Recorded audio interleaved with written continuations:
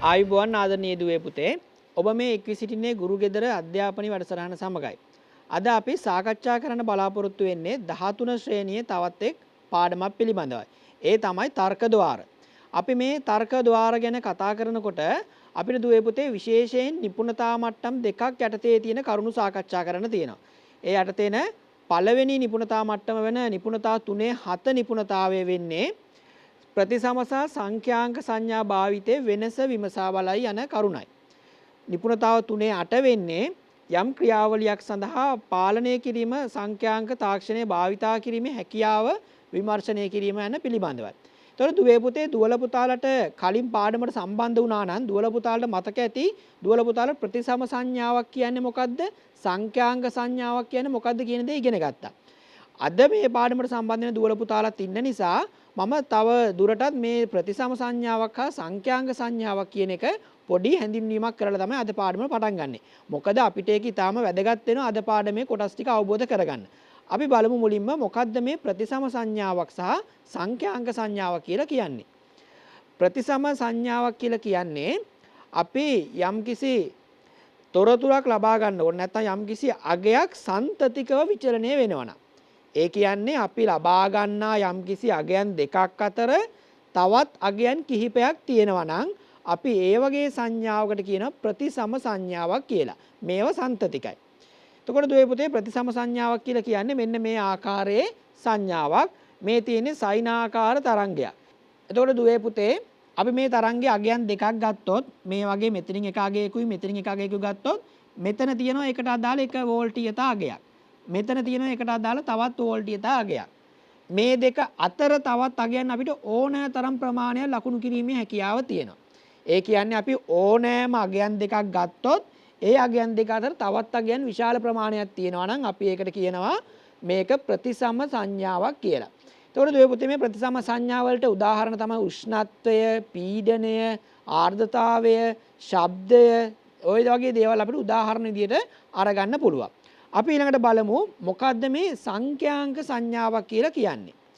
සංඛ්‍යාංක සංඥාවක් කියලා කියන්නේ નિયમિત අගයන් දෙකක් අතර පමණක් විචලනීය වෙන සංඥාවකට තමයි අපි කියන්නේ සංඛ්‍යාංක සංඥාවක් කියලා. එතකොට දුවේ පුතේ සංඛ්‍යාංක සංඥාවක තියෙන්නේ අගයන් දෙකයි.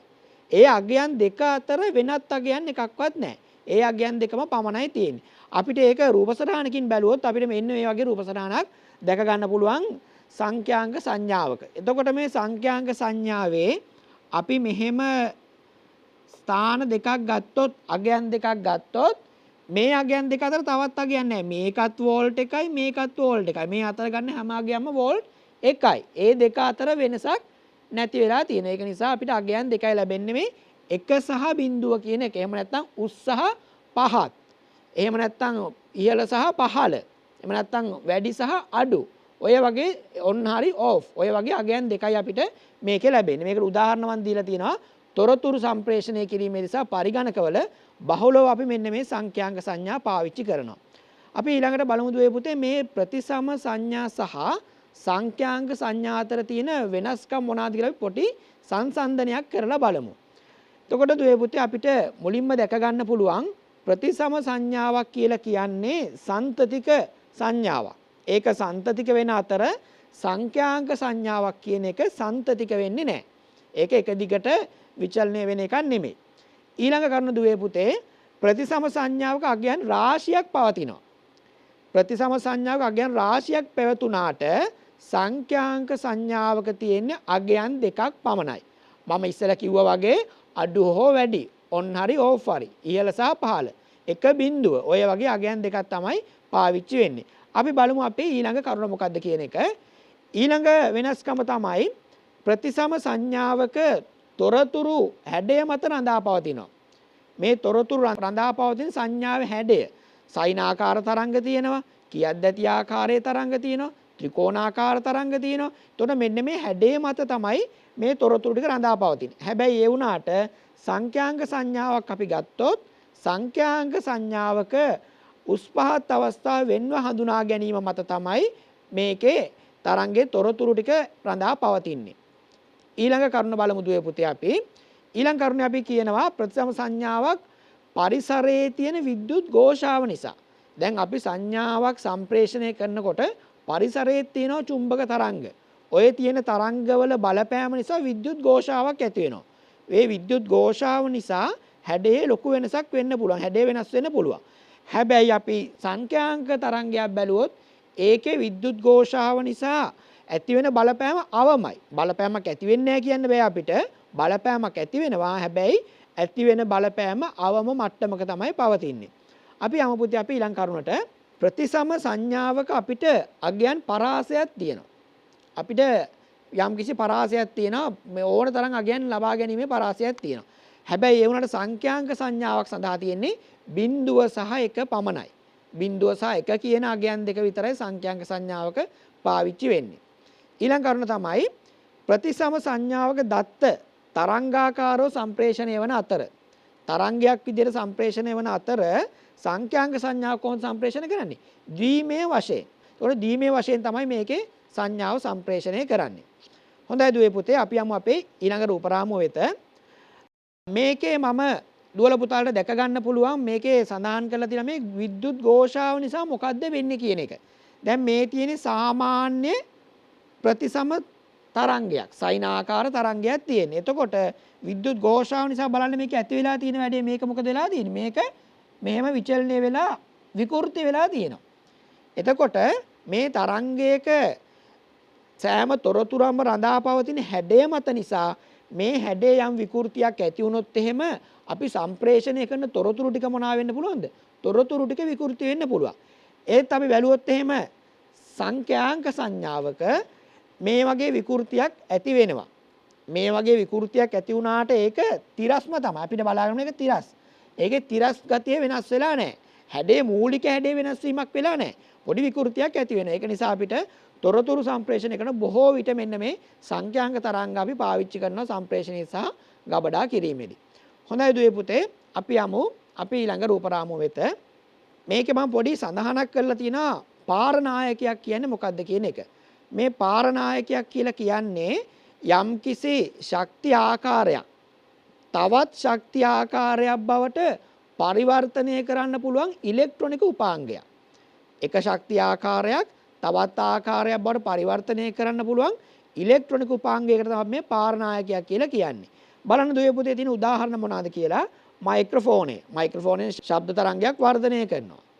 ඊට පස්සේ ශබ්ද විකාශන යන්ත්‍ර, උෂ්ණත්වමානය, පීඩන සංවේදක, ඇන්ටනාව ඔය වගේ උදාහරණ අරන් තිනවා. ඕවලින් ඕවට අපි කියනවා පාරනායක කියලා. එතකොට මේ වගේ දේවල් වලින් භාවිතා වෙන්නේ ප්‍රතිසම සංඥා. ප්‍රතිසම සංඥාවක් වෙනස් සංඥාවක් බවට පරිවර්තනය කිරීමක් සිදු කිරීම කරනවා. ඊට අපි ඊළඟට යමු අපේ සංඛ්‍යාංක සංඥා ගැන කතා කරන්න. සංඛ්‍යාංක සංඥා නිරූපණයේදී භාවිතා වන සංඛ්‍යා පද්ධති. මම කලින් සඳහන් කරා සංඛ්‍යාංක සංඥාවල තියෙන්නේ 1යි බිංදුවයි විතරයි. අපි පාවිච්චි කරන්නේ 1 සහ බිංදුව පමණයි. මේ දෙක පාවිච්චි කරන නිසා අපි පාවිච්චි කරන්න වෙන්නේ ද්විමේ සංඛ්‍යා පද්ධතිය. දුවල පුතාලා ඉගෙනගෙන තියෙනවා දශමයේ සංඛ්‍යා කියන්නේ මොනවද? ද්විමේ සංඛ්‍යා කියන්නේ මොනවද කියන එක. දශමයේ සංඛ්‍යා කියලා කියන්නේ බිංදුවේ සිට 9 දක්වා ඉලක්කම් 10ක් තියෙන සංඛ්‍යාවලට.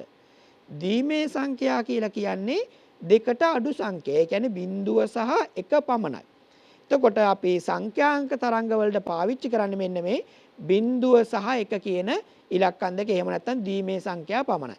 අපි බලමු මේ ද්විමේ සංඛ්‍යා කොහොමද අපි භාවිතයට ගන්න කියන දේ. අපිට ඉතාම වැදගත් වෙනවා මේ ද්විමේ සංඛ්‍යා යොදා ගන්න. දැන් පරිගණකයක් ගත්තොත් පරිගණකයේ පාවිච්චි වෙන්නේ මොකද්ද? ද්විමේ සංඛ්‍යා පාවිච්චි වෙන්නේ.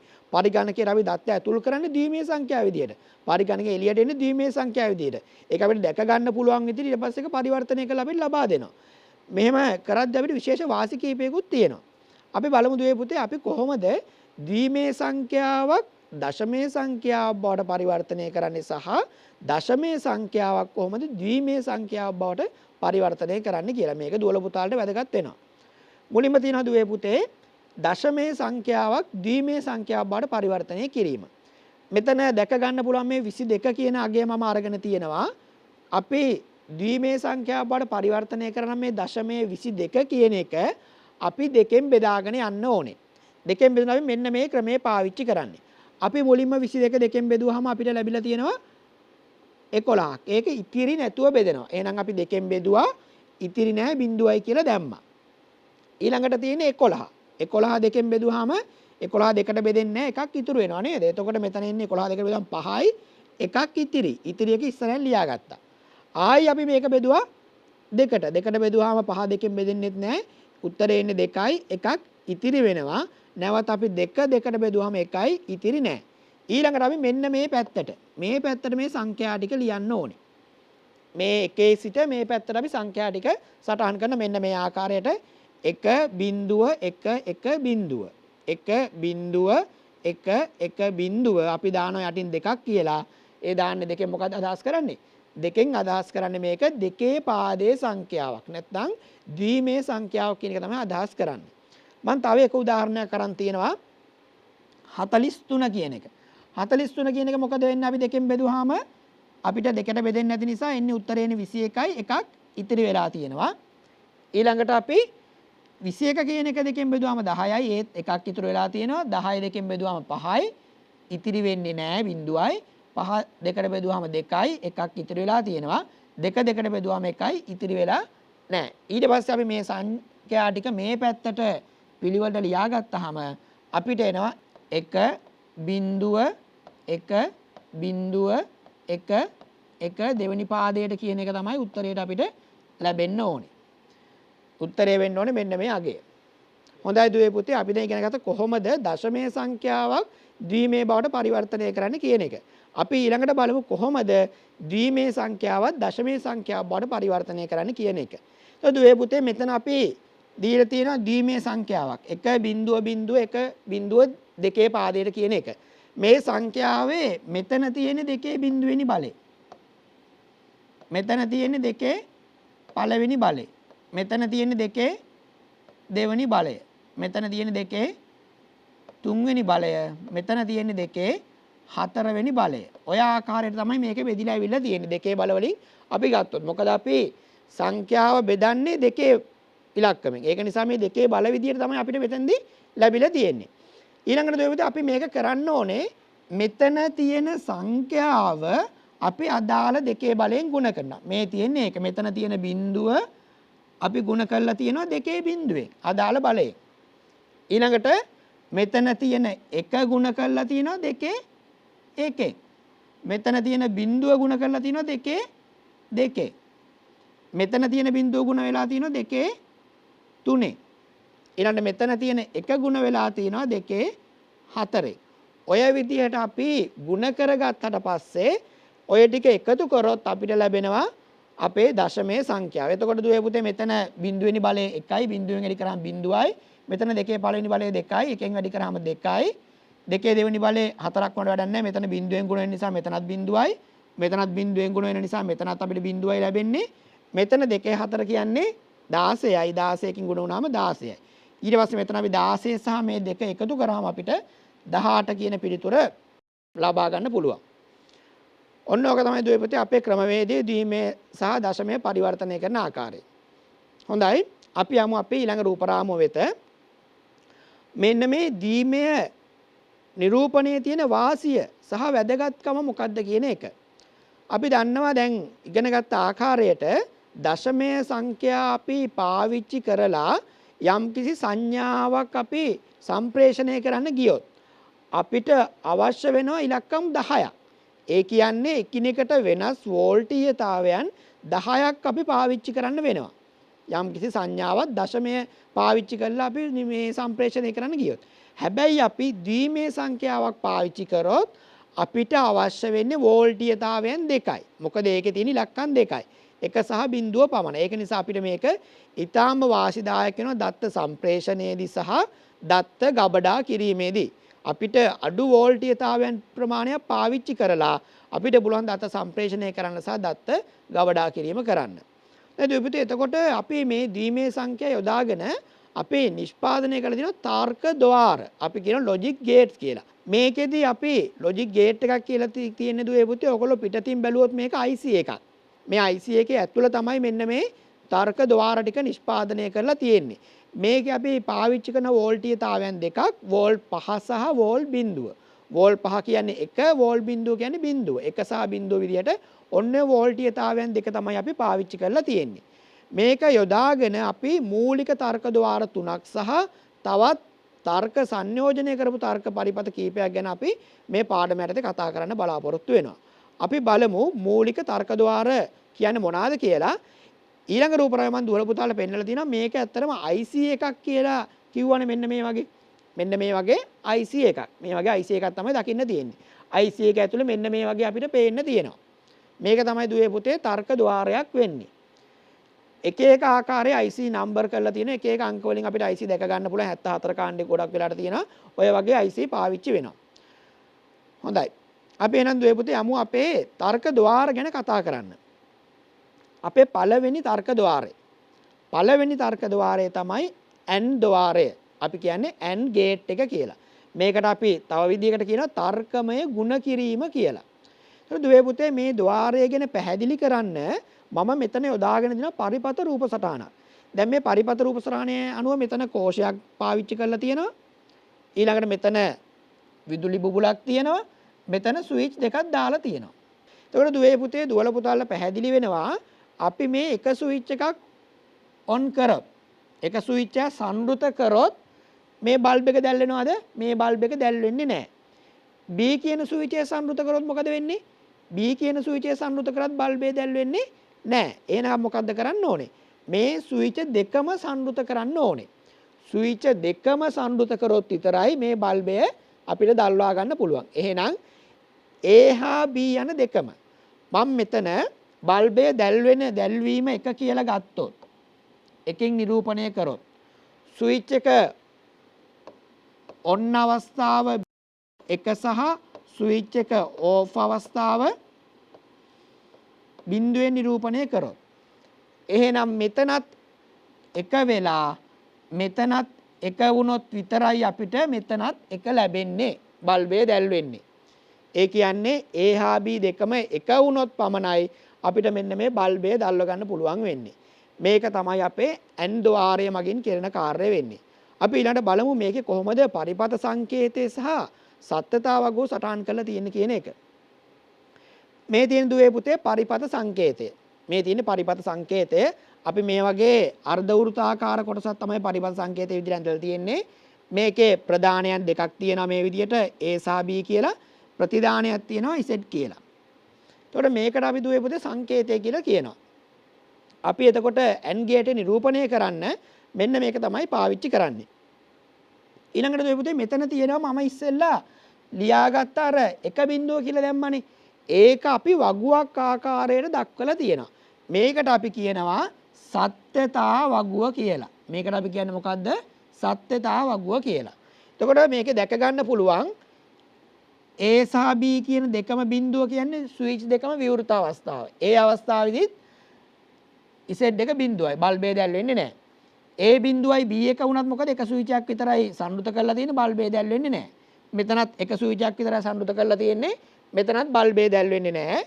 ස්විච් දෙකම සංවෘත අවස්ථාව. මෙන්න මේ අවස්ථාවේ විතරයි බල්බය දැල්වෙන්නේ. A හා B කියන එක. A හා B. ඔන්න ඕක තමයි අපේ සත්‍යතා වගුව වෙන්නේ. ඊට පස්සේ දුවපිට මෙතන දුවලප දාලා දකින්න තියෙනවා බූලියානු ප්‍රකාශය කියලා එකක්. මේ තියෙන්නේ බූලියානු ප්‍රකාශය. අපි මෙන්න මේ ප්‍රකාශයට කියනවා බූලියානු ප්‍රකාශය කියලා. බූලියානු ගණිත ක්‍රමයකුත් අපිට විශේෂයෙන් තියෙනවා මෙන්න මේ ගේට් සම්බන්ධව. මේ බූලියානු ප්‍රකාශය අපි මෙන්න මෙහෙම ඩොට් එකක් දාලා තමයි දක්වන්නේ. A.B. අපි ඩොට් එකක් කියලා කියන්නේ අපි උතන්ට කියන්නේ A and B. A හා B. A හා B කියලා දක්වන තමයි මෙන්න මේ ඩොට් එක තියෙන්නේ. එතකොට මේක තමයි අපේ බූලියානු ප්‍රකාශය වෙන්නේ. අපිට සමහරක් ගණනය කිරීම වල මේ බූලියානු ප්‍රකාශ අවශ්‍ය වෙනවා. හොඳයි දුවේ පුතේ. අපි දැන් ඉගෙන ගත්ත සංකේතය කියන්නේ මොකද්ද? බූලියානු ප්‍රකාශය කියන්නේ මොකද්ද? සහ සත්‍යතා වගුව කියන්නේ මොකද්ද කියලා. අපි ඉදිරියට කතා කරන හැම ద్వාරයක් සඳහාම මෙන්න මේ බූලියානු ප්‍රකාශය සහ සත්‍යතා වගුව ගොඩනගා ගන්න අවශ්‍ය වෙනවා. අපි බලමු අපේ ඊළඟ තර්ක ద్వාරය මොකද්ද කියන එක. අපේ ඊළඟ තර්ක ద్వාරය වෙන්නේ O ద్వාරය. OR. O කියන එක. ඒ කියන්නේ හෝ කියන එක. මේකට අපි කියන තර්කමය එකතු කිරීම කියලා. තර්කමය එකතු කිරීම. මේකත් මම පරිපතයක් ආකාරයෙන් නිරූපණය කරලා තියෙනවා. ඉස්සෙල්ලා වගේම කෝෂයක් සම්බන්ධ කරලා තියෙනවා. බල්බයක් තියෙනවා. මෙතන ස්විච් දෙකක් යොදලා තියෙනවා. එතන දුවේ පුතේ මම මේකේ ඒ ස්විච් විතරක් සංවෘත කරොත් බල්බය මොකද වෙන්නේ? බල්බය දැල් වෙනවා. මොකද මේ හරහා ධාරාව මෙහෙම ධාරාව ගමන් කරන නිසා බල්බය දැල් වෙනවා. මම මේකේ B ස්විච් පමණක් සංවෘත කරොත් ඒ විවෘත කරලා B පමණක් සංවෘත කරොත් මොකද වෙන්නේ? B හරහා ධාරාව ගමන් කරන නිසා නැවතත් බල්බය දැල්වෙනවා. ඒ කියන්නේ බල්බය දැල්වෙනවා කියන්නේ අපිට ලැබෙන්නේ 1 කියන අවස්ථාව. අපි ඊළඟට ස්විච් දෙකම සංවෘත කරොත් A සහ B කියන ස්විච් දෙකම සංවෘත කරොත් මොකද වෙන්නේ? ස්විච් දෙකම සංවෘත කරත් මේ බල්බය දැල්ව ගන්න පුළුවන්. මේකත් එක වෙලා මේකත් එක වුණත් මේ බල්බය දැල්ව ගන්න පුළුවන්. එහෙනම් දුවේ පුතේ මේකේ අපිට පැහැදිලි වෙන්නේ මේ වගේ දෙයක්. A හෝ B A හරි B හරි එහෙම නැත්නම් A හෝ B දෙකම හෝ මේ අවස්ථා තුනදීම අපිට බල්බය දැල්ව ගන්න පුළුවන්. මේක තමයි අපි O ద్వාරය කියලා කියන්නේ. A හෝ B. හොඳයි දුවේ පුතේ අපි බලමු මේකේ කොහොමද පරිපත සංකේතය යොදාගෙන තියෙන්නේ කියන දේ. අපි මෙන්න මේ වගේ පරිපත සංකේතයක් තමයි යොදාගෙන තියෙන්නේ. මේ තියෙන පරිපත සංකේතය මේ ආකාරයට ලකුණු කරන්න ඕනේ. මේකේ ප්‍රධානයන් දෙකක් දීලා තියෙනවා. ප්‍රතිදානී සෙට් කියලා නම් කරලා තියෙනවා. මේ තියෙන්නේ මේකේ සත්‍යතා වගුව. ප්‍රධානයන් සහ ප්‍රතිදානය. ඒතකොට මේකේ ස්විච් දෙකම විවෘත කරලා තියෙන අවස්ථාවේදී විතරයි බල්බය දැල්වෙන්නේ නැත්තේ.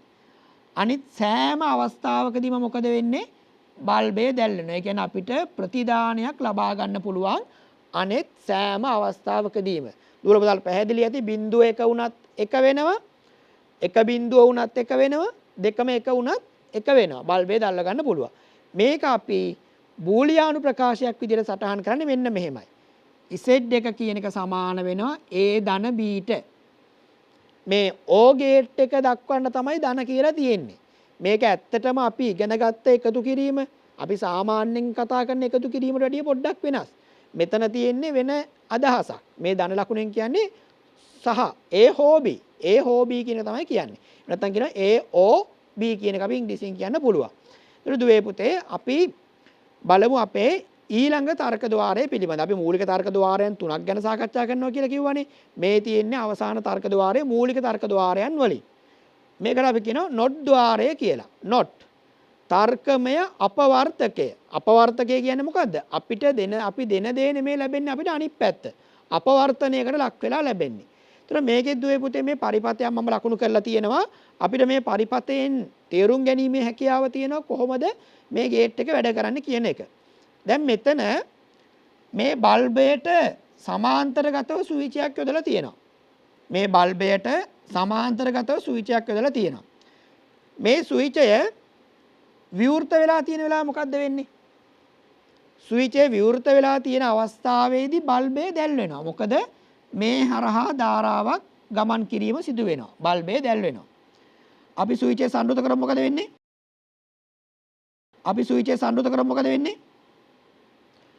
ස්විචය සංවෘත කරොත් එහෙම වෙන්නේ ධාරාව බල්බය හරහා ගමන් කරන්නේ නැහැ. මොකද මේ ධාරාවට ඊට වඩා පහසුයි මෙතනින් ගමන් කරන එක. බල්බය කියලා කියන්නේ යම්කිසි ප්‍රතිරෝධයක්. ඒකේ යම්කිසි ප්‍රතිරෝධයක් තියෙනවා. අපි බලන්න ඕනේ මේ විදිහට ස්විචය සංවෘත කරාට පස්සේ ධාරාව මේ හරහා ගමන් කරන. ඒ කියන්නේ බල්බය දැල් වෙන්නේ නැහැ. එහෙනම් මේ ස්විච් එක ඔන් කරාම බල්බ් එක ඕෆ් වෙනවා. ස්විච් එක ඕෆ් කරාම බල්බ් එක ඔන් වෙනවා. ඒ කියන්නේ අපි සාමාන්‍යයෙන් කතා කරන එකේ ප්‍රතිවිරුද්ධ දේ තමයි මෙතනින් වෙන්නේ. ඒක තමයි දුවේ පුතේ මේ not gate එක කියලා කියන්නේ. not ద్వාරය කියලා කියන්නේ. අපි බලමු මේක කොහොමද අපි පරිපත සංකේතයකින් දක්වන්නේ කියන දේ. මෙන්න මේ වගේ පරිපත සංකේතයක් පාවිච්චි කරන්නේ ත්‍රිකෝණයක් සහ ත්‍රිකෝණ ඉස්සරහින් පොඩි වෘත්තයක් ඇඳලා තියෙනවා. ත්‍රිකෝණ ඉස්සරහින් පොඩි වෘත්තයක් ඇඳලා තියෙනවා. මේකේ පොඩි සත්‍යතාව වගුවක් තියෙන්නේ. අපිට මේකේ එක ප්‍රධානයයි තියෙන්නේ. ප්‍රධාන දෙකක් දෙන්න බෑ මේකට. මේකේ තියෙන අපිට එක ප්‍රධානයයි. මේ ප්‍රධානය දුන්නට පස්සේ මෙතන බිඳුව දුන්නොත් බිඳුව මොනවා වෙනවද? එක වෙනවා. එක දුන්නොත් බිඳුව වෙනවා. ඒ කියන්නේ අපි ඔන් කරොත් ඕෆ් වෙනවා, ඕෆ් කරොත් ඔන් වෙනවා. පැත්ත මාරු වෙලා අපිට ලැබෙන්නේ. පැහැදිලිද? එතකොට මේකේ අපි බූලියානු ප්‍රකාශය අපි මේ විදියට සටහන් කරලා තියෙනවා. මේ තියෙන්නේ බූලියානු ප්‍රකාශය. ඉසෙත් සමානයි. අපි මේක කියවන්නේ කොහොමද? A බා කියලා කියවන්නේ. A බා. මේකෙන් කියවන්නේ බා කියලා. මේ උඩින් අපි ඉරි කෑල්ලක් ගහනවා. ඒ කියන්නේ අපිට ලැබෙන එක අපවර්තනයක් වෙලා ලැබෙන්නේ. ඉසෙත් සමානයි A බා කියන එක තමයි. එතකොට මේ තියෙන්නේ අපි කතා කරේ මූලික තර්ක ద్వාර ටික. හොඳයි පුතේ අපි යමු අපි ඊළඟ රූප රාමුව වෙත. අපි ඊළඟ කතා කරන්න යනවා ද්විතීක තර්ක ద్వාර. ද්විතීක තර්ක ద్వාර කියලා කියන්නේ අපි කලින් සාකච්ඡා කරපු මූලික තර්ක ద్వාර කිහිපයක් සංයෝජනය කරලා මූලික තර්ක ద్వාර කිහිපයක් එකතු කරලා ලබා ගන්න එකට තමයි අපි කියන්නේ ද්විතීක තර්ක ద్వාරයක් කියලා. අපි බලමු එහෙනම් මොනවාද අපිට ඉගෙන ගන්න තියෙන ද්විතීක තර්ක ద్వාර කියන එක. අපේ පළවෙනි එක විදිහට අපිට තියෙනවා NOR ద్వාරය. NOR NO ద్వාරය. ඒක අපි නම් කරලා තියෙනවා not O කියන එක O නෙමෙයි. O වල අපවර්තකය. මේක හැදිලා තියෙන්නේ කොහොමද? මේ තියෙන්නේ O ద్వාරය. O ద్వාරයේ ඉස්සරහට දාලා තියෙනවා not එකක්. O එක ඉස්සරහට not එකක් දාලා දෙනවා. එතකොට O එකෙන් අපිට ලැබෙන්නේ මොකද්ද? A ධන B. A O B කියන එක තමයි අපිට ලැබෙන්නේ බූලියානු ප්‍රකාශය. මේක not උනාට පස්සේ මොකද්ද වෙන්නේ? මේකෙන් ලැබෙන එක අපිට අපවර්තනය වෙලා මේ බා එකක් දාලා තියෙනවා. A O B වල බා කියන එක තමයි අපිට ලැබෙන්නේ. ඒ කියන්නේ අපවර්තනයක් වෙලා. අපි ඉස්සෙල්ලා අපි කතා කරා O ගේට් එකේ මොනවාද අපිට ලැබෙන්නේ? O ගේට් එකේදී අපිට ලැබෙන්නේ අවස්ථා තුනකදී එක ලැබෙනවනේ දුවල පුතාට මතකනේ. ඒ කියන්නේ අපි ප්‍රදානය දෙනකොට A සහ B දෙකම එක වුණත් එක ලැබෙනවා. A හෝ B දෙකෙන් එකක් එක වුණත් එක ලැබෙනවා. එතකොට මේක අපවර්තනය වුණාම අපිට ලැබෙන්නේ ඒකේ මොනවද? ඒකේ අනිත් පැත්ත ලැබෙන්නේ. ඒ කියන්නේ දෙකම බිඳුව වෙන අවස්ථාවේදී එක ලැබෙනවා. දෙකෙන් එකක් හෝ හරි දෙකම හරි එක වෙන අවස්ථාවේදී අපිට බිඳුව ලැබෙනවා. කලින් අවස්ථාවේදී අපිට එක ලැබෙනවා. දෙකම බිඳුව වෙන අවස්ථාවේදී අපිට එක ලැබෙනවා. අපි බලමු මේක කොහොමද සත්‍යතාව වගුව දක්වලා තියෙන්නේ කියන එක. මේ තියෙන්නේ සත්‍යතාව වගුව. අපි අර ඉස්සෙල්ලා O වලට ලියපු සත්‍යතාව වගුවම අනිත් පැත්තට දාලා තියෙන්නේ. ඒකේ එක වෙච්ච තැන් ටික මොනවා වෙලා තියෙනවද? බිඳුව වෙලා තියෙනවා. බිඳුව වෙච්ච තැන් ටික එක වෙලා තියෙනවා. බිඳුව වෙච්ච එක ස්ථානයයි මේ කියන්නේ දෙකම බිඳුව වෙන වෙලාවේදී එක වෙලා තියෙනවා. ඕක තමයි සත්‍යතාව වගුව වෙන්නේ. මේකට අපි අලුත් සංකේතයකුත් පාවිච්චි කරනවා. මේ තියෙන්නේ සාමාන්‍ය අපි O වලට පාවිච්චි කරන සංකේතය. ඒ සංකේතයේ ඉස්සරහට අර not එකේ සංකේතය ඉස්සරහා තිබ්බනේ පොඩි වෘත්තයක්. ඒ වෘත්තය ගලවලා මෙතනින් තියලා තියෙනවා. not එකේ තිබ්බ වෘත්තය මෙතනින් තියෙනවා. එච්චරයි සංකේතය වෙනස් වෙලා තියෙන්නේ. මේක තමයි අපේ පරිපත සංකේතය වෙන්නේ. අප පරිපතය නිර්මාණය කරන මේ සංකේතය තමයි භාවිතා කරන්න ඕනේ. එතකොට මේකේ බූලියානු ප්‍රකාශය අපිට සඳහන් කරන්න පුළුවන් මේ විදිහට z සමානයි AOB වල බා කියන එක. එතකොට AOB වල අපවර්තනයක් අපිට ලැබෙන්නේ. හොඳයි දුවේ පුතේ. අපි බලමු අපේ ඊළඟ තර්ක ద్వාරය මොකක්ද කියන එක. අපේ ඊළඟ තර්ක ద్వාරය වෙන්නේ NAND ద్వාරය. NAND ගේට් එක. මේක අපි කියනවා not and කියලා. and නෙමෙයි. and වල අපවර්තනය ලැබෙන්නේ. මේක අපිට ඉස්සෙල්ලා ආකාරයට කොහොමද හැදිලා තියෙන්නේ කියන එක පෙන්වන්න පුළුවන්. මේ තියෙන්නේ අපේ and ගේට් එක. and ගේට් එක ඉස්සරහට not ගේට් එකක් දාලා තියෙනවා. එතකොට and ගේට් එකේ මොකද්ද වෙන්නේ? A සහ B කියන දෙකම A සහ B කියන දෙකම එක වුණොත් විතරයි අපිට ප්‍රතිදානයක් ලැබෙන්නේ. පැහැදිලිනේ? එතකොට මේක වෙන්නේ ඒකේ අනිත් පැත්ත. A සහ B කියන දෙකම එක වෙන අවස්ථාවේදී ප්‍රතිදානයක් ලැබෙන්නේ නැහැ. ප්‍රතිදානයේ බිඳුවයි. අනිත් සෑම අවස්ථාවකදීම අපිට ප්‍රතිදානයක් ලැබෙනවා. කලින් කතා කරපු එක අනිත් පැත්ත. මේක හරිය ලේසිය මතක තියාගන්න නේද දුවේ පුතේ. ප්‍රධාන තර්ක ద్వාර තුන අපිට මතක නම් මූලික තර්ක ద్వාර තුන මතක නම් අපිට මේවා ටික හරි සරලව මතක තියාගැනීමේ හැකියාව තියෙනවා. අපි බලමු දුවේ පුතේ මේක කොහොමද අපි බූලියානු ප්‍රකාශනයක් විදිහට දක්වන්නේ සහ පරිපත සංකේතය මොකක්ද කියන එක. මේ තියෙන්නේ පරිපත සංකේතය and එකේ තියෙන කොටස සහ not එකේ තියෙන මේ වෘත්තාකාර කොටස එකතු කරලා තමයි පරිපත සංකේතය දාලා තියෙන්නේ. එතකොට දුවේ පුතේ මේකේ අපි බූලියානු ප්‍රකාශනය ලිව්වොත් z කියන එක සමාන වෙනවා මොකටද? A and B. A and B වල බා කියන එකට. A and B වල බා. A.B වල බා කියන එකට සමාන වෙනවා. බලන්න දුවේ පුතේ මෙතන සත්‍යතාවකෙ මොකක්ද වෙලා තියෙන්නේ කියලා. මේ අවස්ථාව AND ගේට් එකේ එක උනේ මේ අවස්ථාව විතරයි. AND ගේට් එකේ එක උනේ.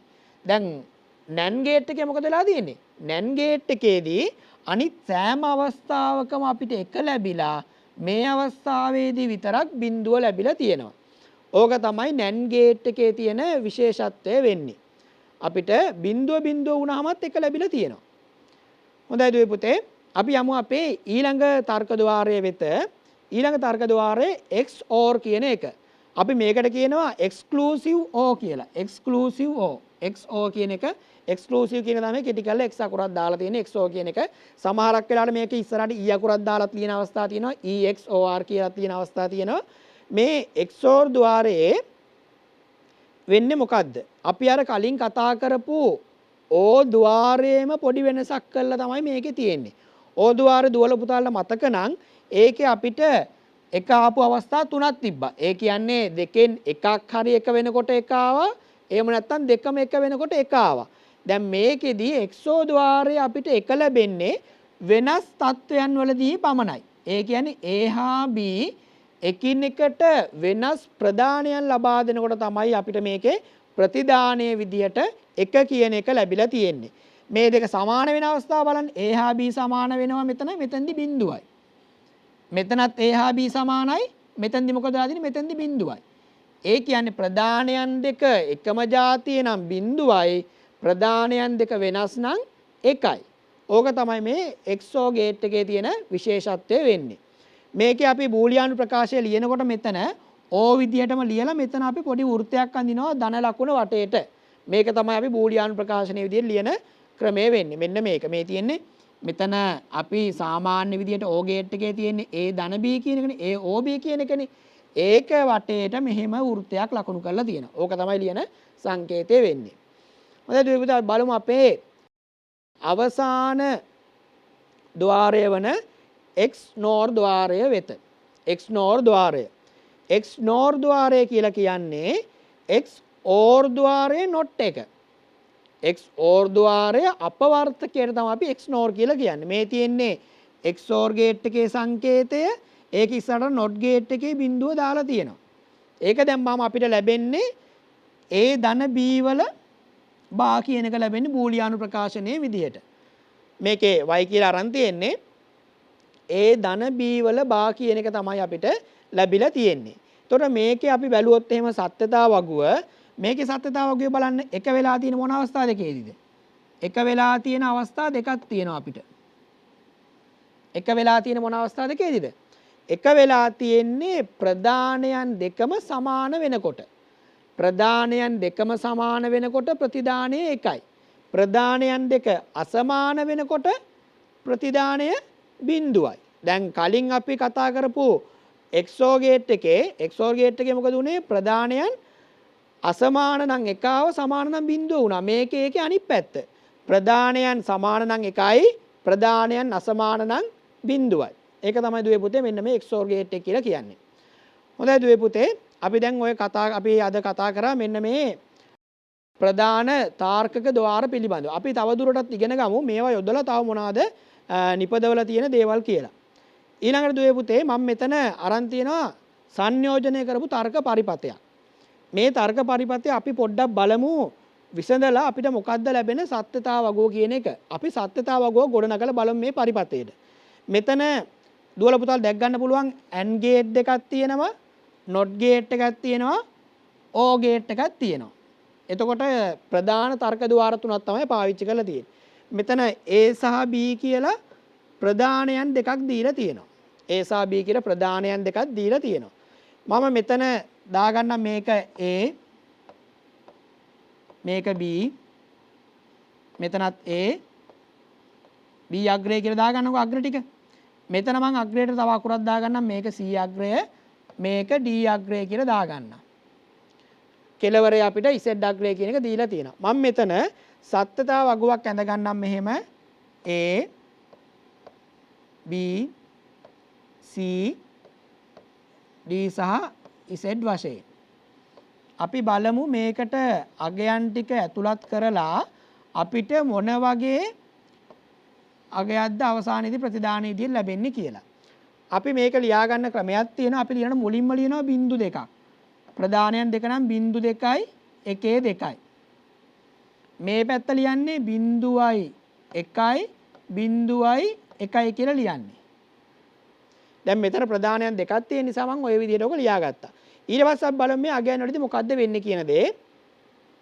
මෙතනින් A බිංදුව සහ B බිංදුව වෙනකොට A බිංදුව වෙනවා කියන්නේ මෙතනින් බිංදුව ආවහම not ගේට් එක ගන්න බිංදුව 1 වෙනවා. එතකොට මෙතනට එනවා 1ක්. ඊට පස්සේ B වලින් එන්නේ බිඳුව. මෙතනින් එනවා බිඳුව. එහෙනම් මෙතන 1යි මෙතන බිඳුවයි ආවට AND එකේ වැඩක් නැහැ. AND එකේ අපිට ලැබෙන්නේ C ප්‍රධානයේ විදියට බිඳුවමයි අපිට ලැබෙන්නේ. මොකද AND එකේ දෙකම එක වෙන්න ඕනේ අපිට අවුට්පුට් එක එකක් වෙන්න නම්. ඊට පස්සේ බලමු අපි D වලට මොකක්ද දෙන්නේ කියන එක. අපි දැන් ගත්තේ A බිඳුවයි. මේ පැත්තෙන් බිඳුවක් එනවා. B වලින් බිඳුවක් ආවම බිඳුව එක වෙලා ලැබෙනවා. එතකොට මෙතන බිඳුවයි මෙතන එකයි. D වලට අපිට ලැබෙන්නේ මොකක්ද එහෙනම්? ආයිත් බිඳුවම තමයි ලැබෙන්නේ. එහෙනම් මෙතන අපි දාගමු Z වල මොකක්ද දෙන්නේ කියන එක. මෙතන තියෙන O ගේට් එකක්. O ගේට් එකක් කියලා කියන්නේ දෙකෙන් එකක් හෝ දෙකම හරි එක වෙනකොට විතරක් අපිට එකක් වෙන්න දෙයක් නේද? එහෙනම් මෙතන මේ ප්‍රධානයන් දෙකම බිඳුව නිසා මෙතනත් ලැබෙන්නේ අපිට බිඳුවක්ම තමයි. ඊළඟට අපි බලමු බිඳුව එක අවස්ථාව. A වලට බිඳුව සහ B වලට එක වෙන අවස්ථාව. A වලට බිඳුව දැම්මම මේ බිඳුව මොකද වෙන්නේ? නොට් එක හරහා යනකොට එක වෙනවා. මෙතනින් එන්නේ එකක්. ඊට පස්සේ B වලින් එන්නේ කොහොමත් එකක්. මෙතනිනුත් එකක් එනවා මෙතනිනුත් එකක් එනවා කියන්නේ නම් මෙතන අවුට්පුට් එකත් මොකද වෙන්නේ?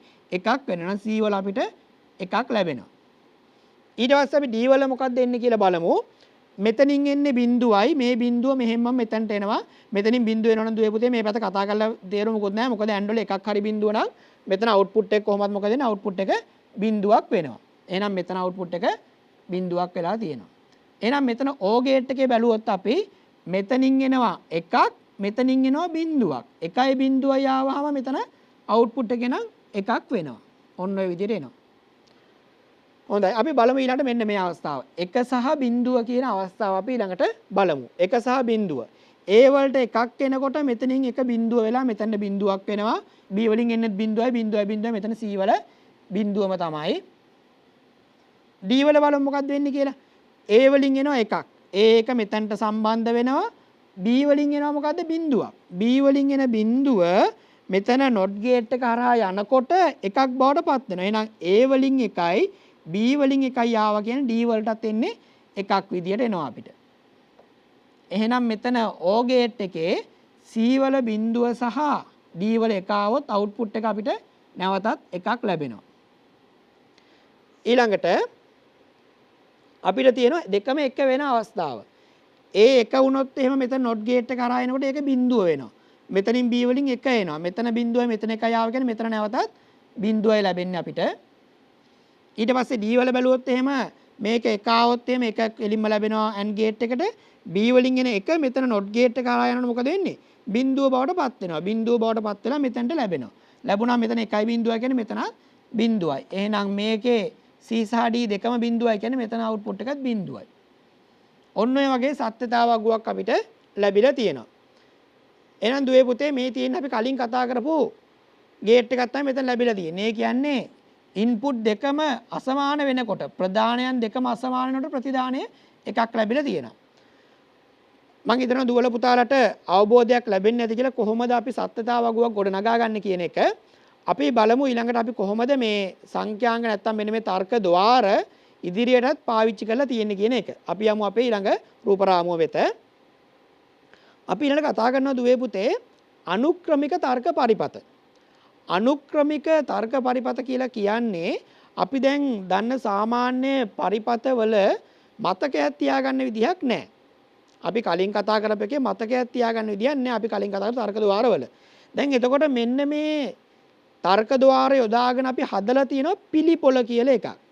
පිළිපොළ අපි මේකට ඉංග්‍රීසියෙන් කියනවා ෆ්ලිප් ෆ්ලොප් කියලා. Flip flop. මෙන්න මේ පිළිපොළ වල තියෙන විශේෂත්වයක් තමයි අපිට හැකියාවක් තියෙන මතක තබා ගැනීම. අපිට මතක තබා ගැනීමේ හැකියාවක් තියෙනවා පිළිපොළ පාවිච්චි කරලා. අපි බලමු මේ පිළිපොළක් කොහොමද භාවිතා වෙලා තියෙන්නේ කියන එක. මේකත් නිෂ්පාදනය කරලා තියෙන්නේ තර්ක ద్వාර පාවිච්චි කරලාම තමයි. අපි බලමු දුවේ පුතේ මේ රූපරාමයේ දුවල පුතාලට දැක ගන්න පුළුවන් කොහොමද පිළිපොළක තැනුම් මේකකේ නැත්නම් පිළිපොළ නිර්මාණයලා තියෙන්නේ කියන එක. ඒතකොට මේකේ NAND ගේට් දෙකක් පාවිච්චි කරලා එක පිළිපොළ වර්ගයක් නිෂ්පාදනය කරලා තියෙන එකට අපි කියනවා NAND ලැච් එකක් කියලා. ඊළඟට NOR ගේට් දෙකක් පාවිච්චි කරලා තව පිළිපොළ නිර්මාණය කරලා තියෙන එකට අපි කියනවා NOR ලැච් එකක් කියලා. දැන් බලන්න දුවේ පුතේ මේකේ මොකද්ද කරලා තියෙන්නේ කියන වැඩේ.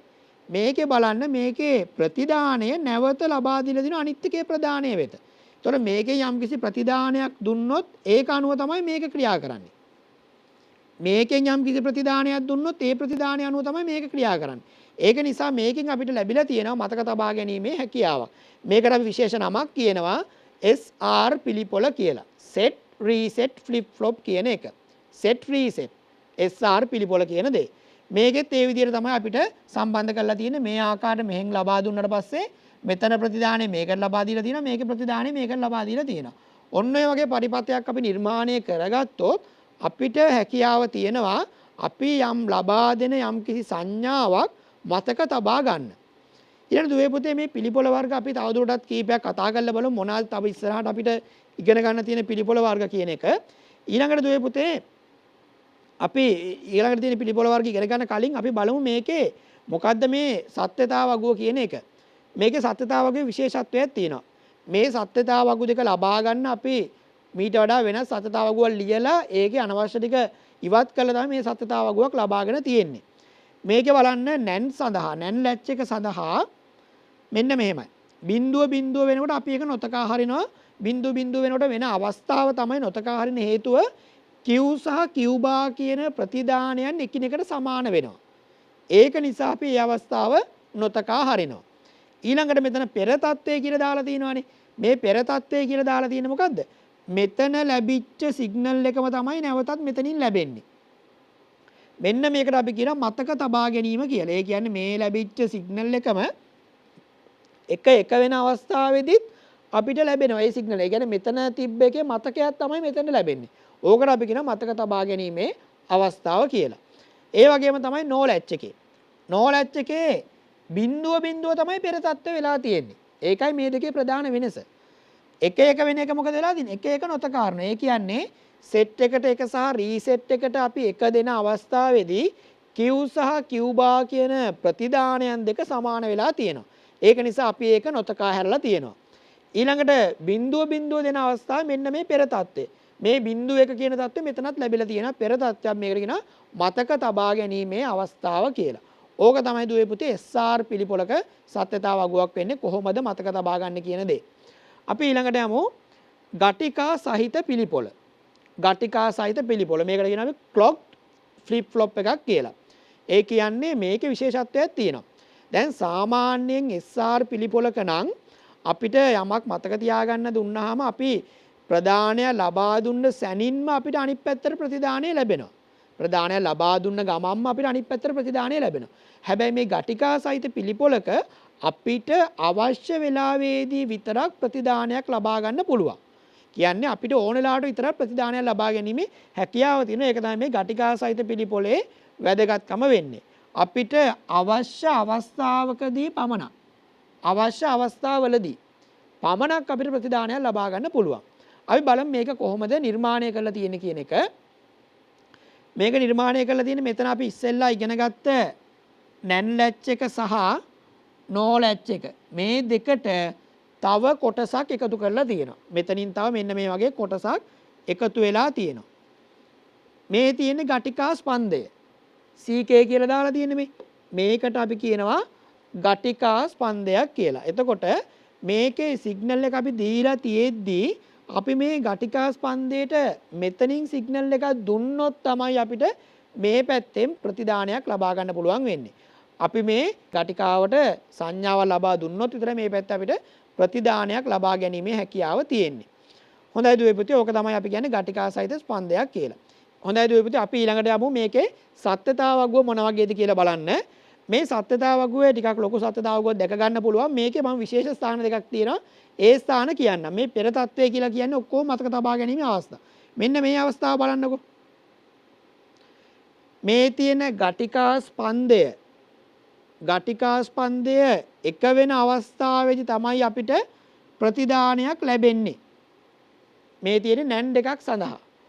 නෝර එකක් සඳහා මොකද වෙලා තියෙන්නේ? නෝර එකක් සඳහා ප්‍රතිදානයක් ලැබෙන්නේ ගටිකා ස්පන්දේ බිඳුව වෙච්ච අවස්ථාවට. එහෙනම් අපිට ඒක මේ විදිහට දක්වන්න පුළුවන් අපිට නැන් ద్వාරය භාවිතා කළ විට ප්‍රතිදානයක් ලබා ගත හැකි ගටිකා ස්පන්දය ඉහළ අවස්ථාවේදී පමණයි. ඉහළ තත්ත්වයේ පවතින විට. හැබැයි අපි නෝ ద్వාරයක් භාවිතා කළ විට ප්‍රතිදානය අපිට ලබා ගන්න පුළුවන් ගටිකා ස්පන්දයේ පහළ තර්ක තත්ත්වයේ තියෙනකොට. ඔන්න ඕක තමයි දුවේ පුතේ මෙන්න මේ ගටිකා ස්පන්දවල තියෙන විශේෂතාව වෙන්නේ. අපි ඊළඟට යමු අපි ඊළඟ පිළිපොළ වර්ගය වෙන data වර්ගයේ පිළිපොළ වෙත. අපි කියනවා D type flip flop එකක් කියලා. data වර්ගයේ පිළිපොළ. මේකේ තියෙන විශේෂත්වය තමයි මේකේ සාමාන්‍ය ප්‍රධානයන් වලට අමතරව තවත් ප්‍රධානයන් දෙකක් දීලා තියෙනවා. ඒ ප්‍රධානයන් දෙක අර අපි කලින් කතා කරපු සාමාන්‍ය ප්‍රධානයන්ගෙන් ස්වාධීනව තමයි දීලා තියෙන්නේ. ස්වාධීනව ප්‍රධානයන් දෙකක් දීලා තියෙනවා. ඒ ප්‍රධානයන් දෙක තමයි මෙන්න මේ preset සහ clear කියන එක. clear සහ preset කියන එක තමයි මෙන්න මේ ප්‍රධානයන් දෙක වෙන්නේ. එතකොට මේ ප්‍රධානයන් දෙක වෙන දුවල පුතාලා අහලාදී preset කරනවා කියන්නේ නැවත අපි මේක තිබුණු තත්ත්වයට පත් කරගන්නවා. clear කරා කියන්නේ ඒක අපි ඔක්කොම සම්පූර්ණයෙන් නැවත අලුත් කරා කියන එක. ඔන්න ඔය අදහස් දෙකෙන් තමයි මේ preset සහ clear කියන එක අපිට දීලා තියෙන්නේ. අපි බලමු මේක කොහොමද යොදාගෙන තියෙන්නේ කියන දේ. මේක අපි මෙන්න මේ වගේ රූපයකින් දැක්කුවොත් මේ තියෙන්නේ සාමාන්‍යම ප්‍රධානයේ තියෙනවා D කියන ප්‍රධානයේ තියෙනවා මේ තියෙන්නේ ගටිකා ස්පන්දයක් දීලා තියෙනවා. මෙතන අපිට Q සහ Q බා කියලා ප්‍රතිදානයන් දෙක තියෙනවා. මේ තියෙන්නේ preset අග්‍රය මේ තියෙන්නේ clear අග්‍රය. මේකේ දුවේ පුතේ මෙතන අපි බැලුවොත් එimhe මේ අපිට මෙතන එකක් ලබා ගන්නම්. preset එක බිඳුව වෙනකොට අපිට Q වලින් ප්‍රතිදානයක් ලබා ගන්න පුළුවන්. Q වලින් ප්‍රතිදානයක් ලබා ගන්න පුළුවන්. ඊළඟට අපි clear එක බිඳුව වුණොත් මොකද වෙන්නේ? clear එක බිඳුව වුණොත් එහෙම අපිට Q බා වලින් ප්‍රතිදානයක් ලබා ගැනීමේ හැකියාව තියෙනවා. Q බා වලින් output එකක් ලබා ගන්න පුළුවන්.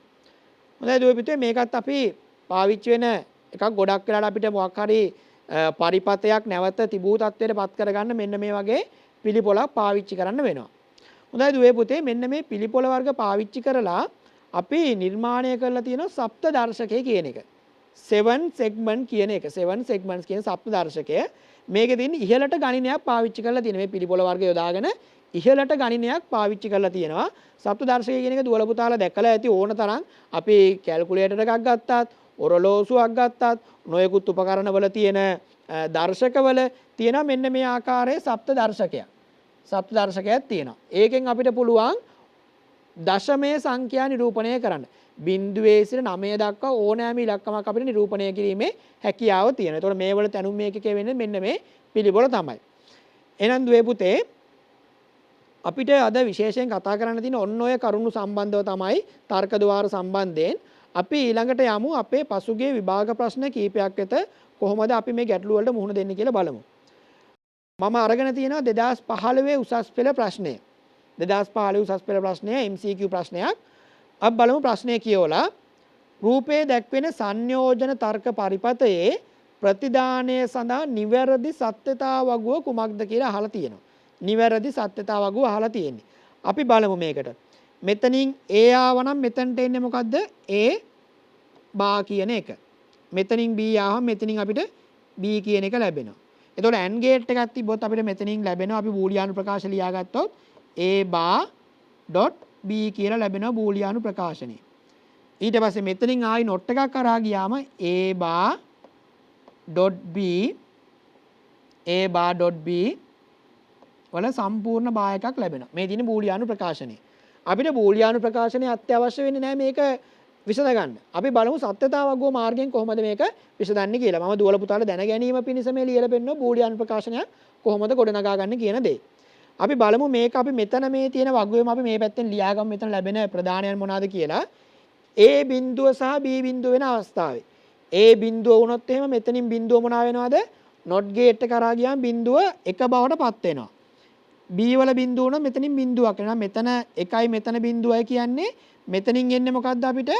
නැවත බිඳුවක්. A බිඳුව not gate එක කරා ගියාම අපිට මෙතනින් ලැබෙනවා එකක්. මම මෙතනින් ලියා ගන්නම් Z කියන එක. ඊළඟට A බිඳුව සහ B එක. A කියන එක බිඳුව වුණාම මෙතන not gate එක කරා ගියාම මේක මොකද වෙන්නේ? එක බවට පත් වෙනවා. B වලින් නැවත එකක් එනවා. එහෙනම් දෙකම එකයි කියන්නේ AND gate එකෙන් අපිට ලැබෙන්න ඕනේ නැවත එකක්. ඒ එක නැවත not gate එකෙන් ගියාම මේකේ අපවර්තකය ලැබෙන්නේ බිඳුව වෙලා. එහෙනම් මෙතන අපිට බිඳුවක් ලැබෙනවා. ඊළඟ එක A1 සහ B බිඳුව. A1 වුණොත් එහෙම මොකද වෙන්නේ? මෙතනින් එන්නේ බිඳුවක් not gate එක කරා කියලා බිඳුවක් වෙනවා. B වලින් එනවා බිඳුව. බිඳුවයි කියන්නේ මෙතන AND gate එකෙන් එන්නේ බිඳුවයි. not gate එක කරා ගියාම බිඳුව නැවත එකක් බවට පත් වෙනවා. නැවත එකක් බවට පත් වෙනවා. ඊළඟට අවසාන අවස්ථාව A එක සහ B එක කියන අවස්ථාව. A වලින් එක දෙනවා B වලින් එක දෙනවා. A වලින් එක ආවහම එක නැවත not gate එක කරා කියලා බිඳුවක් බවට පත් වෙලා තියෙනවා. මෙතන බිඳුවයි එකයි කියන්නේ මෙතනින් ලැබෙන නැවත බිඳුවයි A බිඳුව not gate එක කරා කියලා නැවත මේක එකක් බවට පත් වෙලා තියෙනවා. එහෙනම් මෙන්න මේක තමයි අපිට උත්තරේ විදිහට ලැබෙන්න ඕනේ. අපි බලමු මේකට ගැලපෙන පිළිතුරක් තියෙනවද කියලා 1.11 කියන එක. අපි බලමු මේකේ පිළිතුරු ටික 1.11. අපිට දැක ගන්න පුළුවන් මෙන්න මේ දෙවෙනි පිළිතුරේ අපිට අවශ්‍ය කරන පිළිතුර තමයි තියෙන්නේ. එහෙනම් මේකේ නිවැරදි පිළිතුර වෙන්නේ දෙවෙනි එක. අපිට ඔය ආකාරයට සත්‍යතාව වගුවක් ගොඩ නගා ගන්න පුළුවන්. හොඳයි දුවේ පුතේ අපි යමු අපේ තවත් එක් විභාග ප්‍රශ්නයක් වෙත යමු. මේ තියෙන 2019 උසස් පෙළ ප්‍රශ්නය රූප වලින් දැක්වෙනුවේ තාර්කික පරිපත 4කි. මේ වගේ තාර්කික පරිපත 4ක් අපිට දීලා තියෙනවා.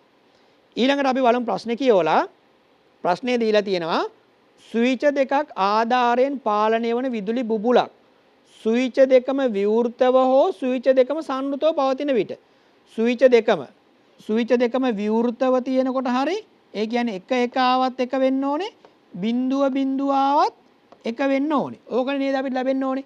ස්විච් දෙකම විවෘතව හෝ ස්විච් දෙකම සංවෘතව පවතින අවස්ථාව.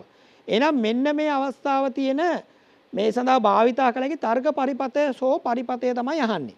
මෙන්න මේ අවස්ථාව ගන්න ඕනේ. දෙකම එක වෙනකොට එක වෙන සහ දෙකම බිඳුව වෙනකොට බිඳුව වෙන අවස්ථාව. අපි නැවතත් යමු කලින් අපේ පරිපත සටහන වෙත. බලන්න මෙතන තියෙන්නේ මොකද්ද? මේ තියෙන මොන ගේට් එකක්ද? XNOR ගේට් එකක්. මෙතන තියෙන දුවේ පුතේ XNOR ගේට් එකක්. XNOR ගේට් එකේ මොකද්ද වෙන්නේ? ප්‍රදානයන් දෙක සමාන වෙන අවස්ථාවේදී ප්‍රතිදානය එක වෙලා තියෙනවා. දැන් අපිට වෙන්නත් ඕනේ ඒකනේ. අපිට ලැබෙන්නත් ඕනේ මොකද්ද? දෙකම එක වෙනකොට එක වෙන්නත් ඕනේ. දෙකම බිඳුව වෙනකොට එක වෙන්නත් ඕනේ. ස්විච් දෙකම විවෘත වුණාම එක වෙන්නත් ඕනේ. ස්විච් දෙකම බිඳුව වුණාම එක වෙන්නත් ඕනේ. එහෙනම් අපිට මේක ගන්න පුළුවන් නේද නිවැරදි පිළිතුරක් විදිහට? කෙලින්ම තනිකරම දීලා තියෙන අපේ સિદ્ધාන්ත තමයි. මේ સિદ્ધාන්තයෙන් අපිට ගන්න පුළුවන් XNOR ගේට් එක ගන්න පුළුවන් කියන එක. ඊළඟට තියෙන AND ගේට් එකක් දීලා. AND ගේට් එක අපිට ගන්න බෑ. AND ගේට් එකේ මෙතන ප්‍රතිදානයක් ලැබෙන්නේ අපිට දෙකම එක වුණොත් විතරයි. මේ අවස්ථාවේදී විතරයි ප්‍රතිදානයක් ලැබෙන්නේ. එහෙනම් අපිට AND ගේට් එක ගන්න බෑ. ඊළඟට තියෙනවා OR ගේට් එක. OR ගේට් එකේ දෙකම එක වුණත් ප්‍රතිදානයක් ලැබෙනවා. හැබැයි දෙකම බිඳුව වුණාට ප්‍රතිදානයක් ලැබෙන්නේ නැහැ. එහෙනම් අපිට මෙන්න මේ OR ගේට් එක ගන්නත් බෑ.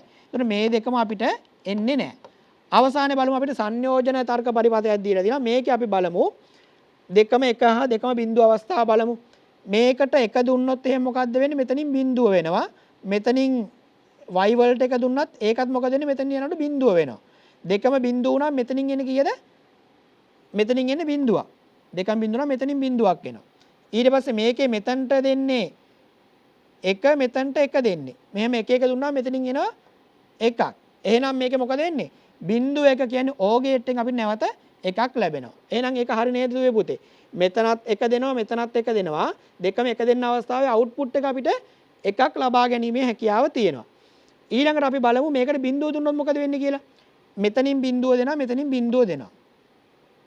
මෙතනින් බිඳුව ලබා දුන්නා මේක එක වෙනවා. මේකත් not gate කරගම එක වෙනවා. එක වෙලා අපිට මෙතනින් ලැබෙනවා එක කියන එක.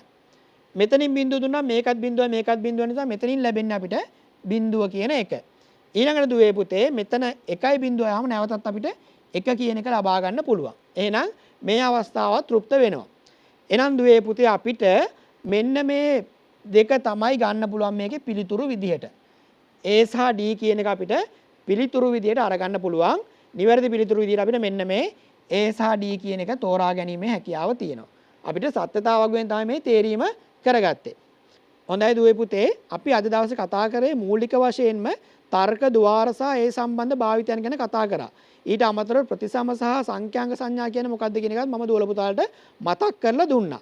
අපි දුවල පුතාලා නැවතත් මේක නරඹන්න පුළුවන් channel NI YouTube නාලිකාව හරහා මම සියලු දෙනාටම ආරාධනා කරනවා මේක නැවතත් නරඹලා තව තවත් හොඳින් අවබෝධ කරගන්න කියලා.